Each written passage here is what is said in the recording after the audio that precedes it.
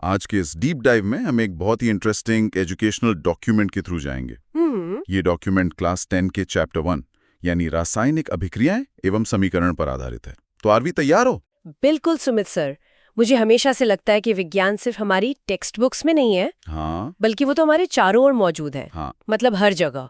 एकदम सही कहा आरवी। और इसीलिए आज के इस डीप डाइव के कुछ ग्राउंड रूल्स हैं। हम इस प्रेजेंटेशन को strictly slide by slide break down करेंगे। अच्छा, ताकि कोई भी इन्फॉर्मेशन मिस ना हो। राइट, कुछ भी मिस नहीं होगा। और सबसे इंपॉर्टेंट बात, हम through out the deep dive उन विजुअल क्लूज को एक्सप्लोर करेंगे जो स्लाइड्स में दिए गए हैं। जिससे केमिस्ट्री के कॉन्सेप्ट्स एकदम अलाइव हो जाएंगे, है ना? बिल्कुल। तो चलो आरवी, अब इस प्रेजेंटेशन की पहली स्लाइड देखते हैं। हाँ सर, देखते हैं। देखो आरवी, इस स्लाइड पर 3 3D ऑब्जेक्ट्स हैं। एक मॉलिक्यूलर स्ट्रक्चर है, दूसरा एक नीले केमिकल से भरा हुआ कॉनिकल फ्लास्क है, हाँ। और तीसरा एक ऐसा गियर व्हील है जिसपे जंग लगा हुआ है। अरे वाह, 3D में। हाँ, और टाइटल लिखा है रासायनिक अभिक्रियाएं एवं समीकरण, और नीचे मेन थीम है हमारे चारों ओर का विज्ञान। सुमित सर, एक डाउट है। मॉलिक्यूल और फ्लास्क तो ठीक है, वो तो समझ आता है, पर केमिस्ट्री के चैप्टर में इस जंग लगी हुई गैर का क्या काम? बहुत ही अच्छा ऑब्जर्वेशन है आरवी। जंग लगना यानी रस्टिंग हमारी डेली लाइफ में होने वाली सबसे कॉमन केमिकल रिएक्शंस में से एक है। अच्छा। हाँ, और यही बात इस पूरे चैप्टर का स्टेज सेट करती है कि केमिस्ट्री सिर्फ लैब में नहीं होती। राइट, वो हमारे आसपास ही हो रही है। बिल्कुल। तो चलो अब अगली स्लाइड की तरफ बढ़ते हैं। ओके। देखो आरवी, इस स्लाइड पर 4 रोजमर्रा की चीजों के विजुअल्स हैं। एक खुला रखा दूध का डब्बा, एक जंग लगी लोहे की कील, एक अंगूर का गुच्छा और इंसानी फेफड़े। फेफड़े यानी लंग्स। हाँ, लंग्स। ये स्लाइड हमें बताती है कि केमिकल चेंजेस डेली कैसे होते हैं, जैसे गर्मियों में दूध का खुला रह जाना जिससे वो खराब हो जाता है। हाँ, वो फट जाता है। बिल्कुल। या फिर लोहे की कील का आर्द्र यानी ह्यूमिड वायुमंडल में रहना, अंगूर का किण्वन यानी फर्मेंटेशन, और हमारा सांस लेना या भोजन पचाना, इन सब का एक ही कारण है, रासायनिक परिवर्तन। एकदम सही, रासायनिक परिवर्तन।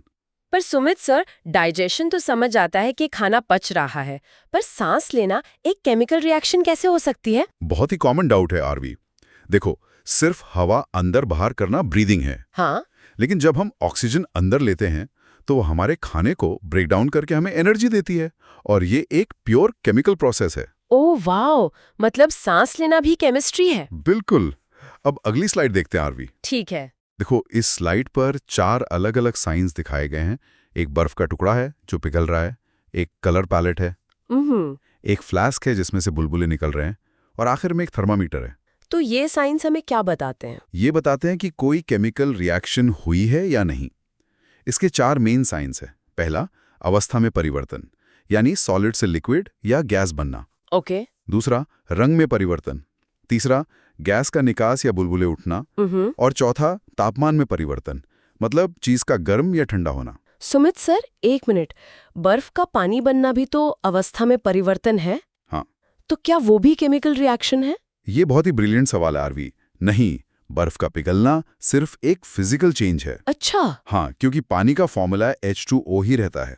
यहाँ स्लाइड में बर्फ का पिघलना सिर्फ एक विजुअल मेटाफर के तौर पर यूज किया गया है, लेकिन एक्चुअल केमिकल रिएक्शन में स्टेट चेंज का मतलब है जब कोई नया सब्सटेंस बनता है।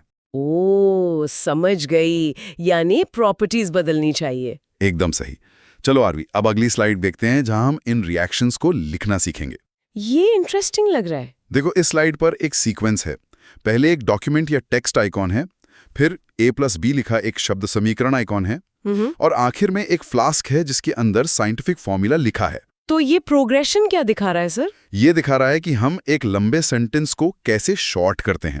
जैसे जब ऑक्सीजन की उपस्थिति में मैग्नीशियम रिबन का दहन होता है। ये तो बहुत लंबा है ना, इसीलिए हम इसे वर्ड इक्वेशन में लिखते हैं। Magnesium plus oxygen gives magnesium oxide. Right. और फिर उसे और भी ब्रीफ और साइंटिफिक बनाने के लिए केमिकल इक्वेशन यूज करते हैं। Mg+O2 gives MgO। Sumit sir, हम सीधे वर्ड्स क्यों नहीं यूज कर लेते? मतलब ये सिंबल्स याद रखने की क्या जरूरत है?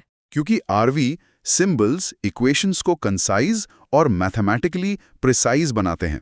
अच्छा। और सबसे बड़ी बात, ये सिंबल्स पूरी दुनिया में यूनिवर्सली समझे जाते हैं।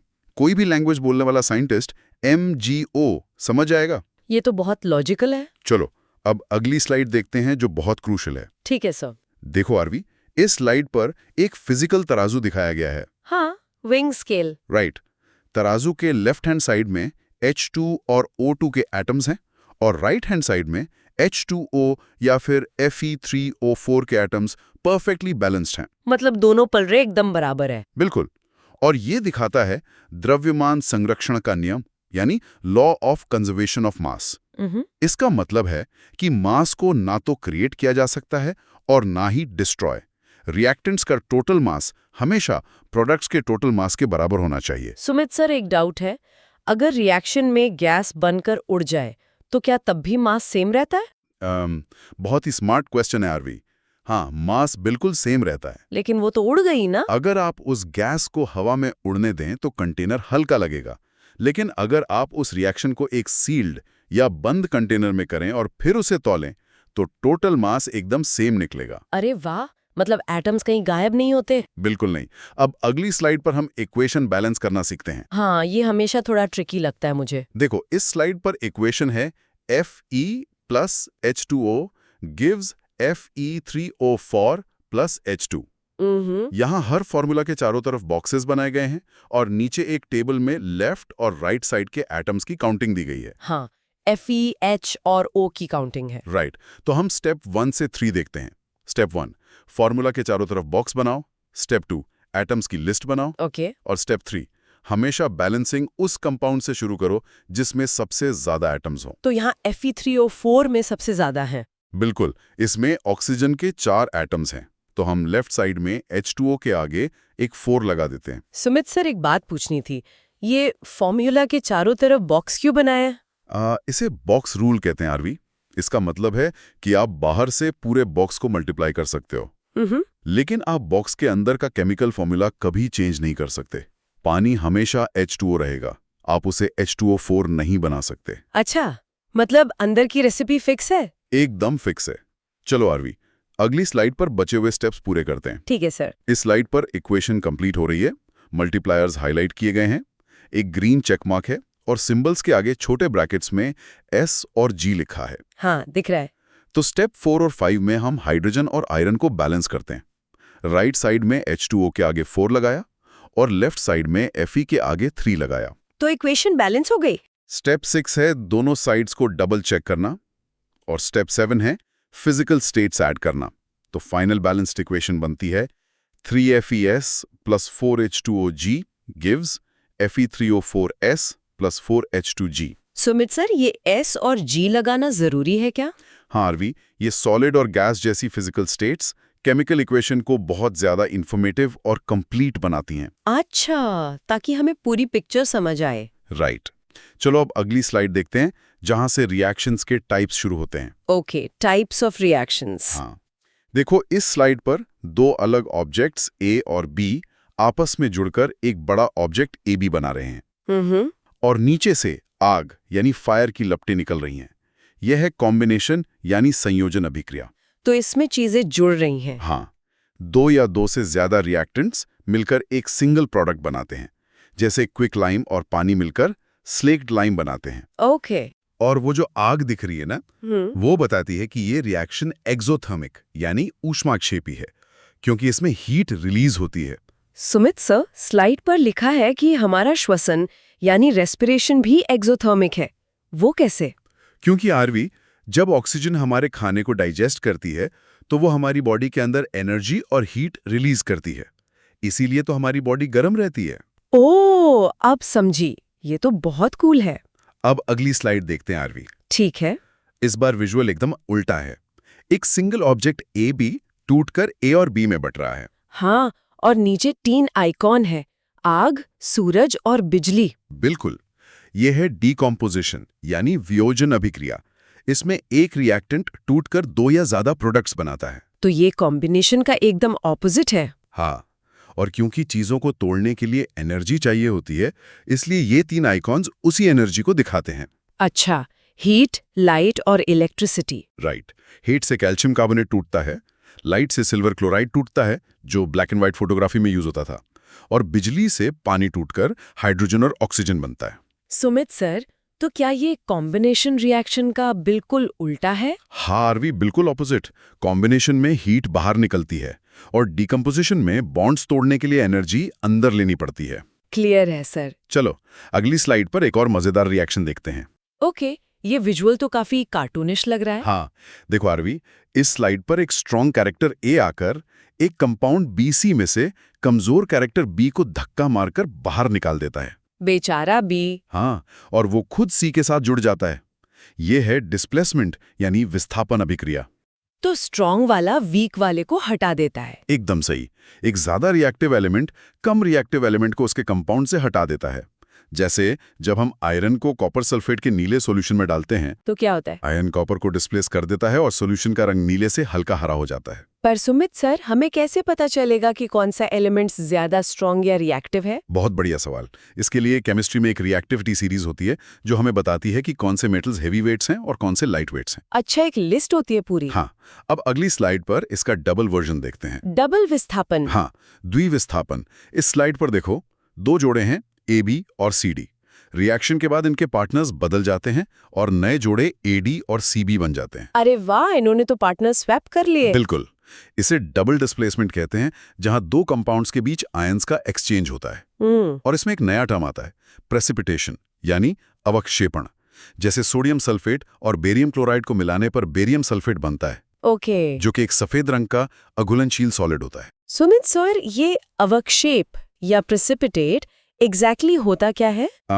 इसे ऐसे इमेजिन करो आरवी, आप दो एकदम ट्रांसपेरेंट और क्लियर लिक्विड्स को मिलाते हो और अचानक से कहीं से एक पाउडरी सॉलिड बन जाता है और पानी के नीचे बैठ जाता है। ओह, जैसे कोई मैजिक हो। हाँ, वही सॉलिड अवक्षेप कहलाता है। चलो अब अगली स्लाइड पर आखिरी टाइप की रिएक्शन देखते हैं। Okay sir. देखो, इस स्लाइड पर इक्वेशन है CuO plus H2 gives Cu plus H2O। हाँ, और ऊपर नीचे तीर बने हुए हैं। राइट। ऊपर वाला एरो रिडक्शन यानी अपचयन दिखा रहा है जहां ऑक्सीजन हट रही है, और नीचे वाला एरो ऑक्सीडेशन यानी उपचयन दिखा रहा है जहां ऑक्सीजन जुड़ रही है। तो इसे रिडॉक्स कहते हैं? बिल्कुल, रिडॉक्स।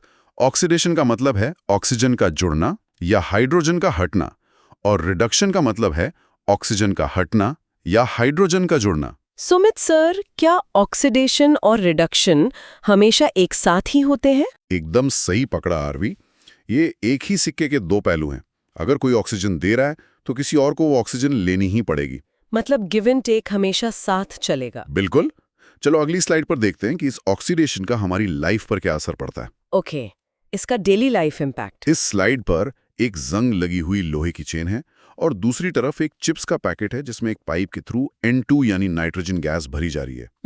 ये ऑक्सीडेशन के दो नेगेटिव इफेक्ट्स हैं।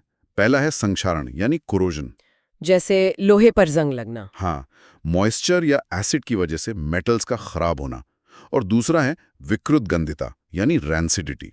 ये क्या होता है? जब खाने में मौजूद फैट्स और ऑयल्स ऑक्सीडाइज हो जाते हैं तो उनका टेस्ट और स्मेल दोनों खराब हो जाते हैं। अरे हाँ, जब चिप्स सील जाते हैं। बिल्कुल, और इसे रोकने के लिए चिप्स के पैकेट में नाइट्रोजन गैस भरते हैं। सुमित सर, चिप्स के पैकेट में ऑक्सीजन निकालकर नाइट्रोजन ही क्यों भरते हैं? कोई और गैस क्यों नहीं? क्योंकि आरवी, नाइट्रोजन बहुत ही अनरिएक्टिव गैस होती है। वो खाने के साथ रिएक्ट नहीं करती और एक प्रोटेक्टिव शील्ड की तरह काम करती है। वाह, ये तो मुझे पता ही नहीं था। है ना कमाल की बात। Right. अब अगली स्लाइड पर हम इस चैप्टर का एक क्विक रिकैप देखते हैं। Okay, summary time. इस स्लाइड पर हमने जितने भी टाइप्स पढ़े हैं उन सबके छोटे छोटे आइकॉन्स और उनके सामने उनकी शॉर्ट डेफिनेशन लिखी है। हाँ, सब कुछ एक जगह पर है। तो केमिकल रिएक्शंस मतलब chemical change, balance equations mass conservation को फॉलो करती हैं। कॉम्बिनेशन मतलब जुड़ना, डिकम्पोजिशन मतलब टूटना, विस्थापन मतलब स्ट्रॉन्ग का वीक को हटाना, विस्थापन मतलब आयन स्वैप, और रेडॉक्स मतलब ऑक्सीडेशन और रिडक्शन एक साथ। सुमित सर, क्या केमिस्ट्री में बस इतने ही टाइप्स की रिएक्शंस होती हैं? नहीं आरवी, ये तो बस बेसिक फाउंडेशनल ब्लॉक्स हैं। जी। जैसे इंग्लिश में ABCD होती है ना, हाँ। वैसे ही ये रिएक्शंस आगे मिलकर केमिस्ट्री की इनफाइनाइट कॉम्प्लेक्सिटी बनाते हैं। ओह, मतलब ये सिर्फ शुरुआत है। बिल्कुल। चलो आरवी, अब आखिरी स्लाइड पर चलते हैं जहां हमारी नॉलेज का टेस्ट है। अरे टेस्ट, ठीक है, मैं रेडी हूँ। इस स्लाइड पर एक प्रैक्टिस क्वेश्चन दिया गया है। इक्वेशन है Fe2O3 plus 2Al gives Al2O3 plus 2Fe। Okay. और नीचे चार ऑप्शंस हैं। A संयोजन, बी द्विविस्थापन, सी वियोजन या डी विस्थापन। देखो, यहाँ एल्युमिनियम जो है वो आयरन को ऑक्सीजन के साथ से हटाकर खुद Al2O3 बना रहा है। सुमित सर, क्या इसका जवाब डी विस्थापन है? क्योंकि एल्युमिनियम ने आयरन को धक्का दे दिया और उसकी जगह ले ली। एकदम स्पॉट ऑन आरवी, तुम्हारा लॉजिक बिल्कुल सही है। ये समझ आ गया मुझे। तो इसके साथ हमारा आज का ये डीप डाइव यहीं पूरा होता है। देखा आपने कैसे ये केमिकल इक्वेशंस इस यूनिवर्स की लैंग्वेज के अल्फाबेट्स हैं। सच में दुनिया को देखने का नजरिया ही बदल गया आज तो। बिल्कुल। और आज हमने बाहर की दुनिया के रिएक्शंस देखी। पर सोचो, जब यही रिएक्शंस हमारे खाने या हमारे पेट के खतरनाक एसिड्स के साथ होती हैं तब क्या होता है? उफ, वो तो और भी क्रेजी होगा, है ना? और यही होगा हमारे अगले चैप्टर अम्ल, क्षारक एवं लवण का फोकस। तब तक के लिए अपने आसपास की केमिस्ट्री को ऑब्जर्व करते रहिए। बिल्कुल। Thank you everyone, keep exploring.